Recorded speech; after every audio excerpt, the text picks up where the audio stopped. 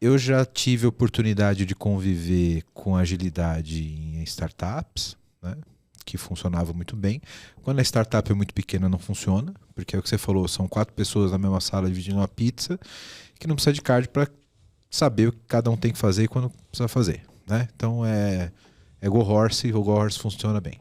Abre o código aí, vamos olhar junto. É isso aí, acabou. O cara que faz o deploy tá do teu lado, o cara que sobe a máquina tá na tua frente, o cara que dita o que tem que fazer no produto tá do outro lado, acabou.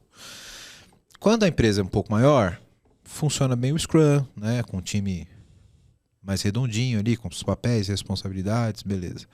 Agora, quando a gente começa a extrapolar isso para uma corporação, e eu como profissional de arquitetura passava muito por isso, né?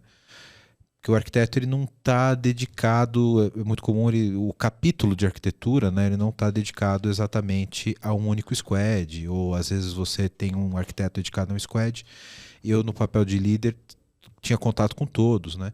Então a gente tinha sempre essa visão da maturidade e dos pontos onde cada time estava, né? E cara, pra gente era um inferno, porque tipo tinha um time ainda no paleolítico, que tipo o cara te acionava e você tinha 2 dias para responder o cara, porque o cara te mandou por e-mail, tudo direitinho ali, pedindo. E tinha o cara que já tava ali, ó, voando, que o cara te mandava na call na hora, queria uma resposta e queria voar porque precisava fazer entrega e tal. 2 realidades completamente diferentes, né? Como se fossem 2 empresas diferentes, só que nós estamos falando de 2 equipes numa mesma corporação, né? E como que a gente dá escala para essa parada? Principalmente quando nós estamos falando de uma companhia que tem vários ativos, vários produtos e que tem interdependências entre eles, né? Então você vai ter o cara que cuida do produto de faturamento, que recebe o invoice do produto do app, que recebe a cotação de um outro produto, de um portal. E esses caras eles têm interdependências que formam o resultado da companhia e trabalham de forma diferentes, às vezes com métodos diferentes e com metodologias diferentes, né?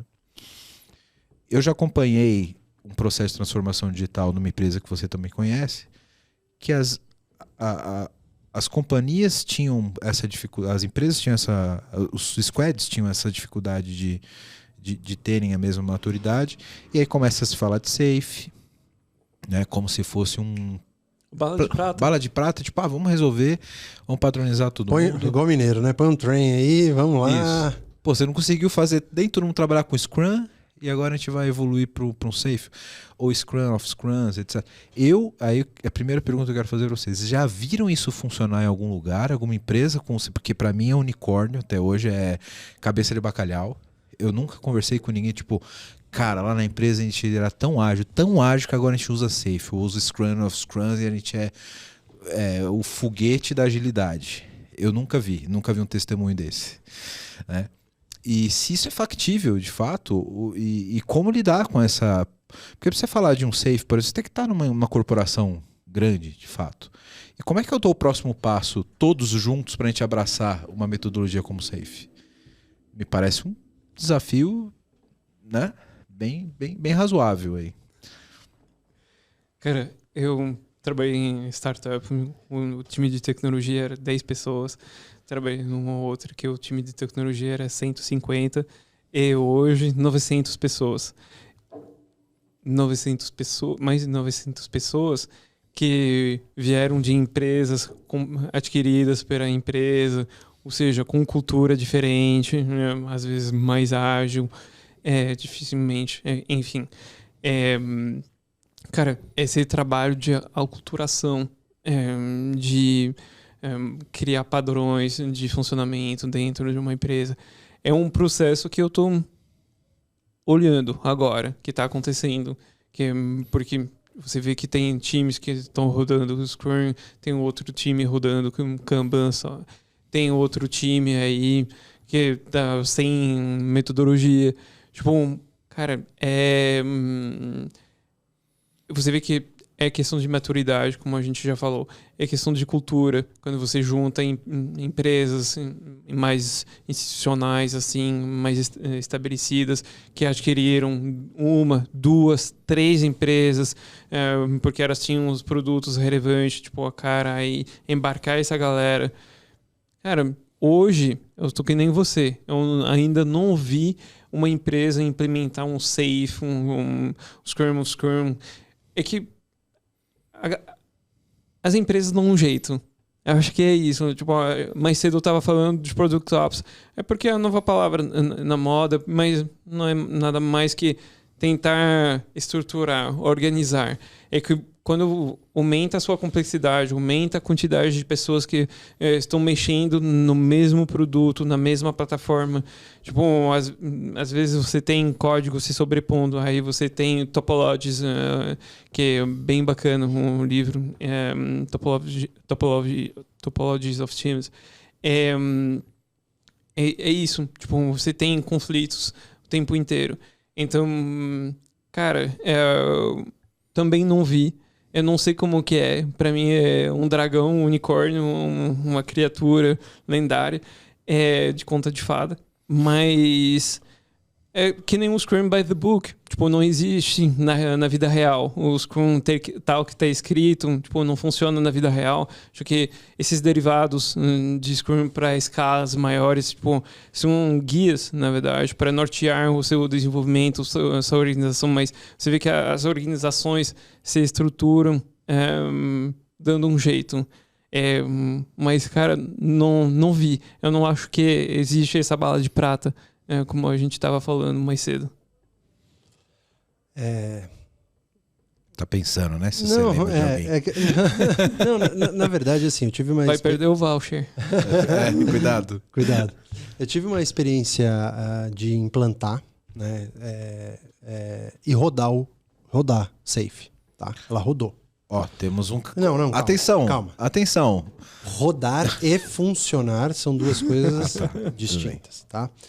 Por que eu falo de rodar e funcionar? Ela cumpriu a tua missão, mas quando você faz as dependências, né, e muitas vezes ela perde a sincronia e você não consegue entregar os seus compromissos do TRI, mas por conta disso, tá? Por conta disso.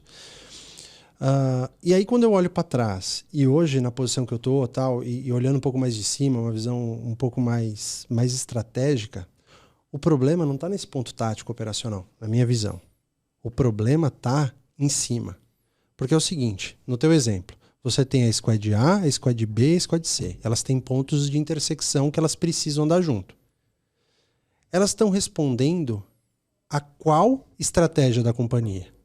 Às vezes o time A está correndo atrás do resultado X. Essa outra do outro resultado. Essa outra do outro resultado.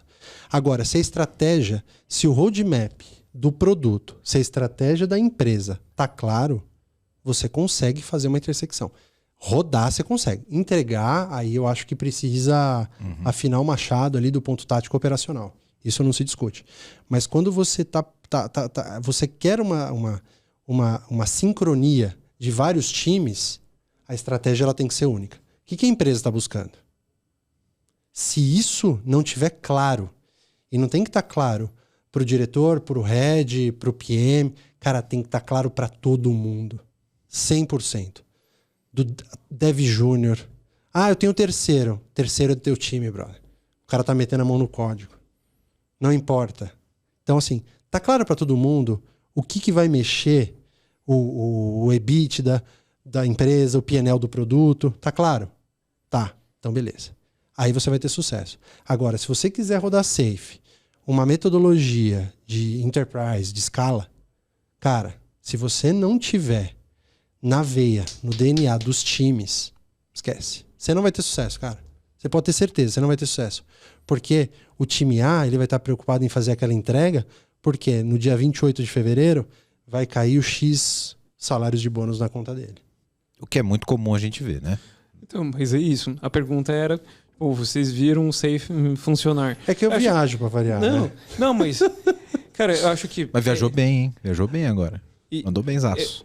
Vou te dizer que a questão de estratégia, de alinhamento dos times com a estratégia, se a estratégia está clara para todo mundo, rodar até sem framework. Roda. Tipo, você pode ter 200 pessoas, assim, todo mundo tem a estratégia clara na veia, tipo, super alinhado, etc. Cara, independentemente do framework de tiver ou não, funciona. Eu acho que em tese, complementando, o Claro. framework deveria facilitar essa comunicação Exatamente. e fazer com que as pessoas se alinhassem de forma melhor, né? Porque como é que você cascateia uma estratégia para diferentes produtos sem um método? É difícil, né?